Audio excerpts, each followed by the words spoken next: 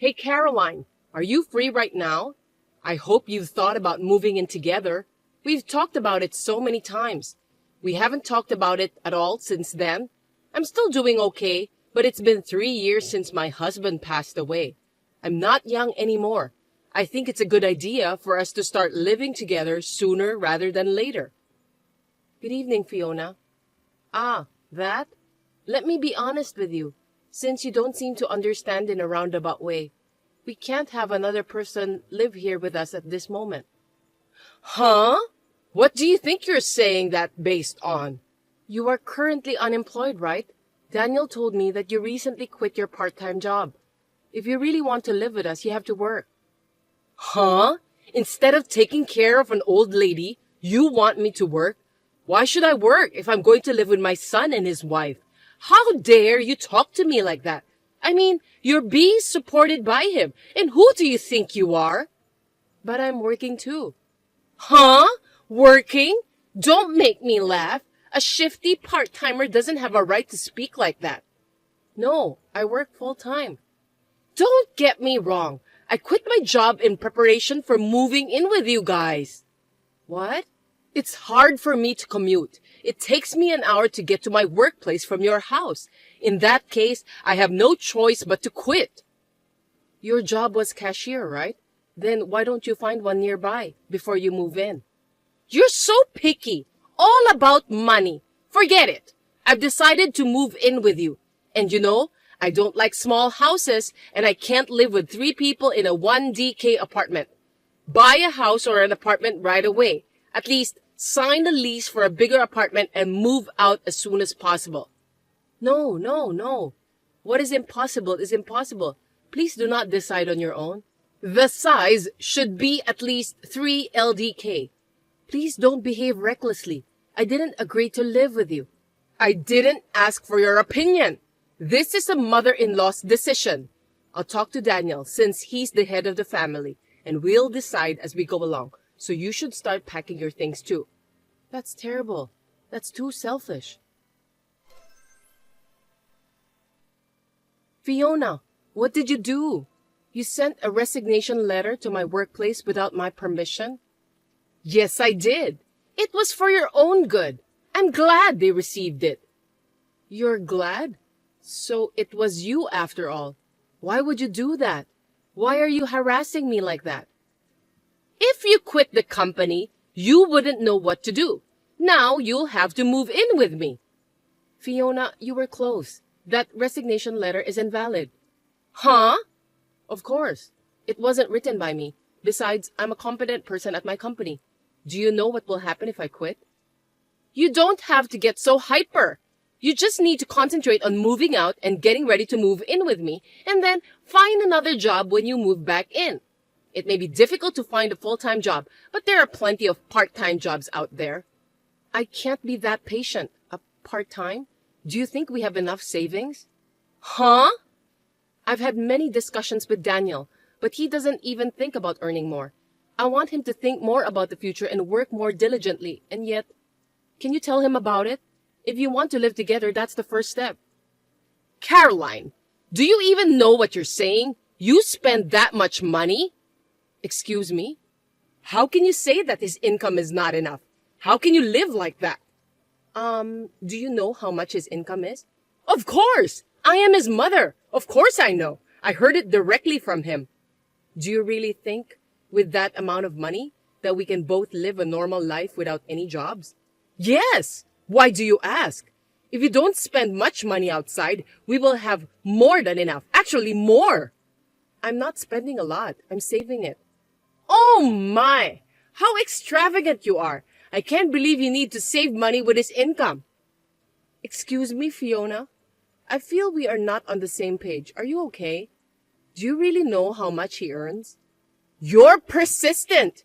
I told you I heard from him. Is your sense of finances okay? How have you been living until now? That's rude. Same to you. I'm a normal person. I can say that saving money is my hobby. I thought it's you who have a different sense. Oh my God! That's stubbornness and boldness. We can't communicate. I'll talk it over with Daniel. Oh, by the way, He has been staying at your house, right? Yes, I'm keeping him around. It would be better if he stayed here so that I can talk to him. He doesn't respond to any texts or calls from me. Why is that? I don't want him to get on your bad side. I don't want you to interfere with our plans to move in together. Hey, please don't proceed with the conversation on your own. If I respect your opinion, which you are against, we will not be able to move on at all. I'll tell you when everything is finalized regarding moving in together. I can't take that in. I am his wife. That attitude is only for now. Once we start living together, I will put a lot of effort into training you, so be prepared. Hey sis, long time no see. Can I talk to you? I'm in a bit of trouble. Hey Keith, long time no see, what's up? I'm on my way home from a business trip. Oh really? Finally? Congratulations! Well, my house was stolen. I mean, it's like, I know it's kind of weird. Huh? What are you talking about? There's no way that could happen. It's been a while since I went home, so I thought I'd use this weekend to do some maintenance on my house over here. But it seems like someone is living in there. I went there at night and the lights were on. What? We have to call the police about that. Of course, I was in a hurry and thought about doing that too. But when I asked the neighbors first, they told me that someone moved in a week ago. I don't want to tell you this, but I heard your husband and his mother's name. What? How is that possible? I don't know. I thought it would be a good idea to check with you before I call the police since you have the key to my house, so I texted you. Do you have any idea? Hold on a second. I want to check on something. Sorry, I think they have done it. It's my fault. What happened? I put the key in the safe so that I don't lose, but it's missing. Only Daniel and I know the password to that safe, so maybe he took it. Why in the world would they do that? Actually, his mother was pushing me to move in with her, but I told her that in order to live with us, she would have to work too. She told me that she had already quit her part-time job, and I didn't have to work if I'm going to live with her. Well, you can't live like that. You work full-time, so you guys are able to make the living, right? She doesn't have a job and wants to live with you? I've tried to explain it to her, but it seemed like we were not on the same page. Daniel is at her house and ignoring my calls. I've been having a hard time communicating with them, and it has led to this mess. I see. They have done it in a very sneaky way. So, they decide everything without talking to you and making you trouble since you don't listen to them. I don't know why, but I'm guessing that they decided to use my house to live. That's a pretty bold move. Perhaps they took the advantage of the fact that the house owner, which is me, is away on a 3-year business trip at the local branch office, huh? Well, that sounds smart but brazen. Maybe that's what they are planning. Sorry, Keith. I'll do something about it. I never thought they would steal the house you bought. It's not your fault, sis. So, let me think what I can do. Of course, I'll help you. Where are you now? At my friend's place. I've got a place where I can settle down, so I'm fine. You just take care of yourself. Okay, thanks. I can't forgive them. I'll call his mother. Depending on what they say, I'm prepared for the worst case. Fiona, how are you? It seems that you moved out without telling me. But where on earth did you move to? Oh, Caroline! I was just about to call you. I wouldn't do something so mean. Am I correct in assuming that Daniel is with you at your new place? Yes, of course. My son is with me. I didn't tell you because you are so insane and stubborn that I decided to give you a punishment before we move in together. Why would you do that? I don't remember doing anything to be punished. You are still saying that? I feel sorry for Daniel who has a wife like this. If you continue to be so selfish, we will have to consider divorce. What have I done? I don't remember doing anything to lead to divorce. That's enough. You're being supported by him. God, you're wrong. You think I'm the one being supported by him? That's right. We don't need a wife who doesn't treat her husband well, who makes $7,000 a month. $7,000? Did he really say $7,000? If you don't want to get divorced, apologize and agree to live with me. I'll forgive you if you apologize properly. Of course, I'll tell you where to move in after that.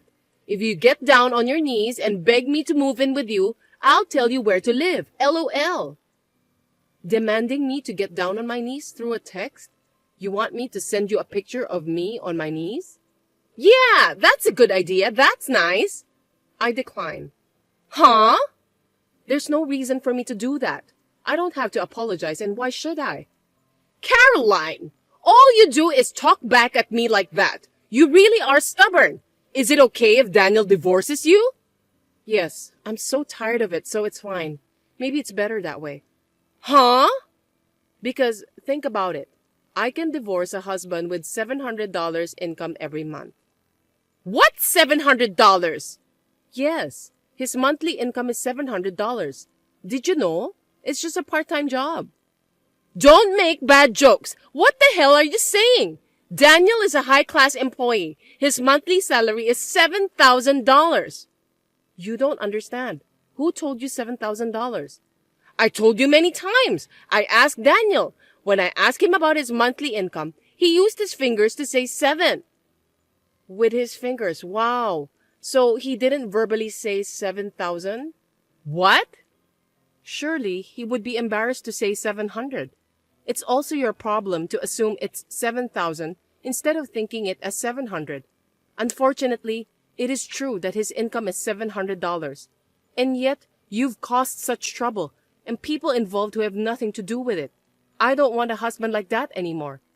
Oh, fine. Same to you. I don't need a lying wife either. Well then, divorcing would be fine, right? I mean, I'm divorcing him. Then I'll be relieved. Yeah, sore loser. Well then, Daniel and I will live happily together in this 4DK house that he bought for me. Sorry, no. That house will be returned to its real owner. What? Return it? The real owner? What are you talking about? I have no idea what you mean. Caroline, what the hell is this? It's you, isn't it? Your brother came to me and asked me to leave this house. You siblings are just like each other. What's going on? Oh, he already came? What the hell? What do you mean he already came? Give me a break. That house was purchased by my brother. Huh? My brother Keith had a dream of having his own house from an early age.